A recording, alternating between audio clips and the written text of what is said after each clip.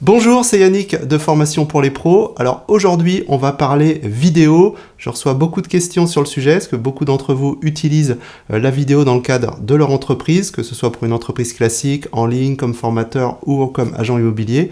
Et j'ai souvent cette question récurrente, c'est est-ce que mon téléphone est suffisant pour faire des vidéos professionnelles, en tout cas dans le cadre de mon entreprise, que ça fasse pas trop amateur. Alors, dans cette vidéo, je vais vous donner mon avis là-dessus, ce qu'on peut faire et pas faire avec un téléphone ou un appareil photo, et ce que je vous conseille, plus d'autres conseils pour avoir de bonnes vidéos.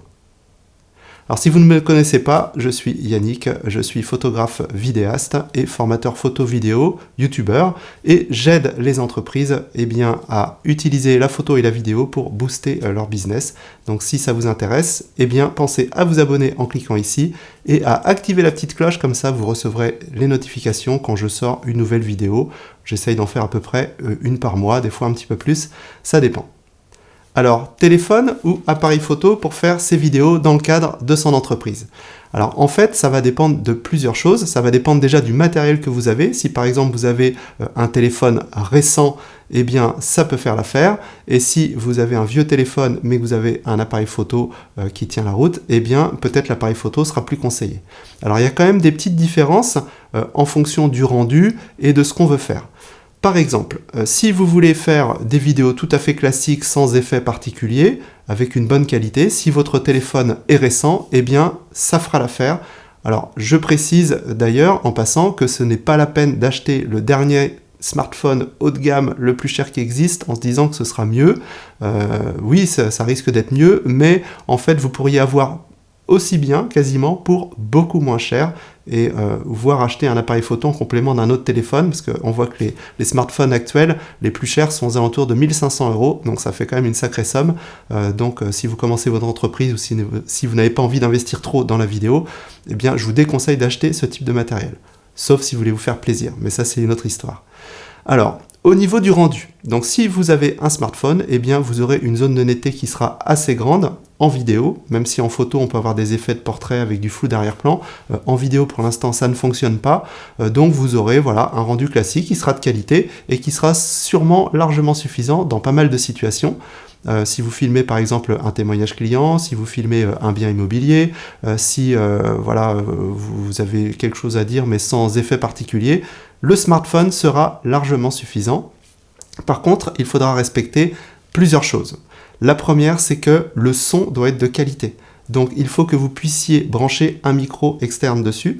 Donc, si vous avez une marque comme Samsung, il y a une prise jack. Sur les iPhones, il faudra prendre un adaptateur. Sur d'autres marques, ça dépend. En tout cas, c'est vraiment quelque chose d'important. Vous allez prendre un micro-cravate que vous allez attacher ici et brancher dedans. Si vous n'avez pas de prise jack, autre solution aussi, ça va être de prendre un enregistreur externe. Il y a des petits micros USB qu'on peut mettre ici discrètement, ou alors vous branchez votre micro-cravate dans un petit enregistreur que vous mettez dans votre poche, ou dans un autre téléphone, si vous en avez un, avec une application qui enregistre le son, et puis ensuite au montage, vous récupérez le son que vous mettrez par-dessus celui de votre téléphone, parce que le son des micros du téléphone, tenu à bout de bras, c'est pas génial en général, et si vous êtes dans une pièce, ça risque de résonner en plus, donc ça va pas être terrible. Et le son en vidéo, c'est vraiment quelque chose de très important, donc que vous utilisiez un téléphone ou un appareil photo, il faut vraiment attacher de l'importance à la qualité du son. Donc pour les vidéos courantes, tout venant, le téléphone va être parfait. Si par contre vous voulez une qualité un cran au-dessus, si vous voulez par exemple faire des effets avec un rendu un peu plus cinématique, comme on dit dans le jargon, c'est-à-dire avec un sujet net et l'arrière-plan flou, pour faire une qualité un petit peu plus pro, à ce moment-là, il faudra partir sur un appareil photo avec des optiques lumineuses qui vous permettront d'avoir un beau flou d'arrière-plan. Donc si vous avez des questions sur le sujet, vous pouvez me les poser dans les commentaires, j'y répondrai avec plaisir et je pourrai vous donner des références aussi. D'ailleurs, je mettrai sur le site, en complément de la vidéo, des références sur le matériel que je conseille, que ce soit au niveau du téléphone ou au niveau des appareils photo, et des petits accessoires aussi que je conseille. Donc, pour récapituler, téléphone, ça va marcher dans beaucoup de cas, quasiment toutes les situations, si votre téléphone est récent et si vous y branchez un micro. Et si vous voulez un rendu plus cinématique, plus pro, vous prenez un appareil photo avec un bon objectif et là vous aurez beaucoup plus de qualité, ça c'est clair. Alors si vous faites des vidéos en mouvement, type vlogging, voilà, vous raconterez un petit peu ce que vous faites, ou alors si vous êtes agent immobilier, vous voulez montrer le bien en marchant, ou si vous voulez faire visiter votre entreprise, etc. Si vous faites des témoignages clients sans trépied, à main levée, je vous conseille vivement d'utiliser un stabilisateur. Donc je vous ai fait une vidéo sur le sujet. Donc le stabilisateur, hop, voilà, ça ressemble à ça. Pour ceux qui n'ont pas vu la vidéo, vous mettez votre téléphone dedans et ensuite les moteurs vont stabiliser votre téléphone et vous aurez des vidéos bien stables. Parce que c'est très important d'avoir des vidéos stables, aussi important que le son, parce que si ça bouge tout le temps, ça devient vite désagréable et ça fait vraiment amateur. Donc pensez à ça. Si vous vous filmez en plan statique, prenez un trépied et vous mettez vous voyez, un petit accessoire comme ça qui va se visser sur le trépied, vous mettez votre téléphone ici et comme ça vous aurez une vidéo bien stable et vous pourrez en plus vous mettre à la distance souhaitée par rapport à votre téléphone parce qu'à bout de bras forcément on est limité et si vous faites des vidéos à main levée en mouvement, un petit stabilisateur ça fera l'affaire.